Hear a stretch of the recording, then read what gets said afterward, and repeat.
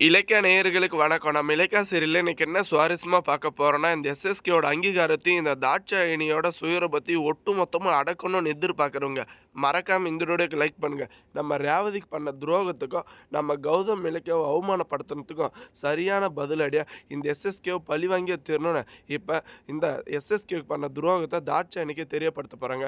ஒரு கட்டத்தில பார்த்தீங்கன்னா, இவ்வளோ நாளா மறைச்சு வச்ச உண்மை வந்துட்டு யாருக்குமே தெரியக்கூடாது அப்படின்ற ஒரு காரணத்தினால பொறுமையா இருந்தாங்க. ஆனா, எப்ப வந்துட்டு திரும்ப திரும்ப நம்ம கௌதமு, அம்மா இல்லாத நீ ஒரு அனாதைன்னு சொல்லி இந்த எஸ்எஸ்கே காயப்படுத்துனானோ, இதுக்கு மேல என்னால பொறுமையா இருக்க முடியாதுன்னு, இந்த ரேவதி வந்துட்டு இவங்க 2 பேரும் இருந்த 27 வருஷத்துக்கு முன்னாடி இருந்த ஃபோட்டோவையும் என்ன கர்ப்பமாக்கி ஏமாத்திட்டு போயிட்டான். இல்லன்னா கர்ப்பத்த கலைக்கல என்ன கொன்னுடுவான். அப்படின்ற உண்மைய வந்துட்டு இந்த தாட்சாயணிக்கு உடனுக்குடனே தெரியப்படுத்த போறோன்னு நம்ம ரேவதி முடிவு பண்ணிட்டேங்க. கண்டிப்பா வரப்போற எபிசோட்ல நம்ம எதிர்பார்த்த மாரி அப்படி ஒரு சுவாரஸ்யமா நடக்க போதுங்க. ஏன்னா, இந்த தாட்சாயணிய ஏமாத்தி கார்த்திக்கு வந்துட்டு இந்த ஒரு சொத்து மதிப்பை நம்ம கௌதம் கிட்டேருந்து எழுதி வாங்கி குடுத்தது மட்டும் இல்லாம, இப்ப இந்த எஸ்எஸ்கே கௌதம உறுதல் இல்லாம அடியோட அழிச்சிடணும்னு எதிர்பார்த்துட்டு இருக்காங்க. ஆனா, நம்ம இலக்கியாவுக்கு மட்டும் இந்த ஒரு உண்மை தெரிஞ்சிருந்துச்சு, கண்டிப்பா இதையும் தடுத்திருப்பாங்க.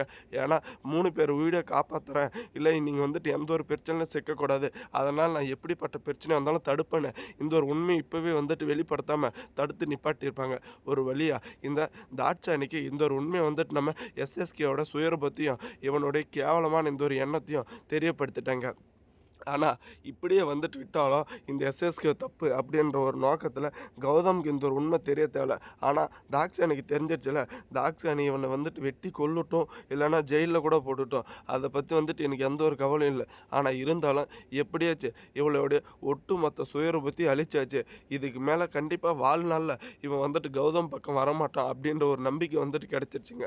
ஆனா, இழந்தத வந்துட்டு ஒரு பக்கம் மீட்கணும்னு நம்ம இலக்கியாவோட மனசுக்குள்ள ஒரு ஆதயங்க ஓடிட்டு இருக்கு. ஆனா, இலக்கிய இவ்வளோ சீக்கிரம் கையும் களவுமா நம்ம கௌதம் கிட்ட சிக்குவாங்கன்னு கொஞ்சம் கூட எதிர்பார்க்கலைங்க. ஏன்னா, மில்லுலேருந்து வேலை பார்த்துட்டு தலைய கூட துடைக்காம பஞ்சு பஞ்சாவே தலையோட வந்த நம்ம இலக்கியா, கௌதம் பார்த்துட்டு என்ன ஏதுன்னு கேட்க சமாளிக்கவே முடியாம சைலண்ட்டா இருந்தாங்க. ஆனா, ஒரு கட்டத்தில நம்ம கௌதமுக்கு டவுட் வந்துருச்சுங்க. இவங்க எல்லாம் வந்துட்டு எங்கேயோ வேலைக்கு தான் போயிருக்காங்க அப்படின்ற மாரி. ஆனா, கையெடுத்து கும்பிட்டாலுமே உண்மைய வந்துட்டு நம்ம இலக்கியா அவ வாயால சொல்ல போறது கிடையாது. ஏன்னா, குடும்பம் வந்துட்டு ரொம்பவே சிக்கல்ல இருக்கு. எல்லா சுமையும் உண்மையிலேயே வந்துட்டு சுமக்க முடியுது. அதனால தான் வந்துட்டு நான் வந்துட்டு வேலைக்கு போனேன் அப்படின்ற உண்மை மட்டும் சொல்லட்டும். நம்ம இலக்கிய வந்துட்டு கண்டிப்பா பயங்கர கோவப்பட்டு நம்ம கௌதம் இலக்கியாவ அடிக்க போறாங்க. எப்படியாச்சும் வந்துட்டு அந்த ஒரு இழந்தத மீட்கணும்னு இவங்க மனசாட்சியோட வந்துட்டு போராடிட்டு இருக்காங்க. ஆனா கண்டிப்பா அது வந்து அவ்வளோ சீக்கிரம் ஈஸி கிடையாது. ஏன்னா அந்த ஒரு வீட்ல பார்த்தீங்கன்னா கார்த்திக்கும் பைரவியும் அடிச்சுட்டு இருக்காங்க. ஏன்னா பைரவி சொன்ன பிளான கேட்டு கார்த்திக் வந்துட்டு கண்டிப்பா இந்த மாதிரியே பண்ணலாம் அத்தை அப்படின்ற மாதிரி நினைச்சிட்டு இருக்காங்க. ஆனா நம்ம பைரவி என்ன நினைச்சிட்டு இருக்கேன்னா, நம்ம சொல்றத வந்துட்டு கேட்டு காலம் முழுக்க என் காலுக்கு அடியிலே இருக்கணும். அஞ்சலி வந்துட்டு கொஞ்சம் இந்த பதவி கிடைச்சது ரொம்பவே அவளுடைய உண்மையான சுயரூபத்த காமிச்சுட்டா. அவள இதுக்கு மேல அடியோட வந்துட்டு கீழ தள்ளுறது மட்டும் இல்லாம ஒட்டுமொத்த அங்கீகாரத்தையும் அவகிட்டேருந்து வந்துட்டு புடுங்கணும். ஏன்னா, அவங்க அம்மா இந்த சிந்தாமணி இருக்கிறதுனால தானே இவ இவ்வளோ வந்துட்டு தைரியமா இருக்கா. அவள முதல்ல வீட்ட விட்டு வெளிய அனுப்பணுன்ற ஒரு நோக்கத்தில தான் இருக்காங்க. ஆனா, இது பக்கம் பார்த்தீங்களான்னா, இந்த சிந்தாமணி, அஞ்சலி எப்படியாச்சும் வந்துட்டு கார்த்திக் நம்மள நம்பணும். அதுக்காக பைரவி ஆண்டி வந்துட்டு நம்ம மேல போட்ட வீண் பழிய நம்ம வந்துட்டு நமக்கும் அதுக்கும் சம்மந்தம் இல்லன்னு சொல்லி, திரும்ப அவங்கள கையும் களவுமா சிக்க வச்சு, அவங்கள வந்துட்டு வலையில போட்டு சிக்க வைக்கணும்னு எதிர்பார்த்துட்டு இருக்காங்க.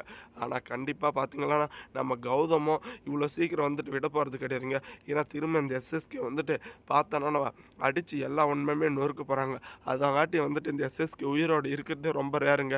ஏன்னா நம்ம தாட்சாயணிக்கு இந்த ஒரு உண்மை தெரிஞ்சதுமே ரொம்பவே ஆக்ரோஷமான ஒரு ஒரு கேள்வி. என்கிட்ட ஏதோ நீ மறைக்கிற உண்மையை சொல்லு, இல்லைன்னா நான் கண்டிப்பாக வந்துட்டு மனுஷியாக இருக்க மாட்டேன், என்கிட்ட தயவு செஞ்சு மறைக்காதன்ற மாதிரி கேட்டுட்டு இருக்காங்க. ஆனால் ஒட்டுமொத்த உண்மையும் இப்போ வந்துட்டு வெளிச்சத்துக்கு வந்த மாதிரி எல்லாமே வந்துட்டு நல்லா தாங்க நடந்துட்டு இருக்கு. ஆனா, இப்ப இழந்தத மட்டும் மீட்கா போதும். தேங்க்ஸ் ஃபார் வாட்சிங்.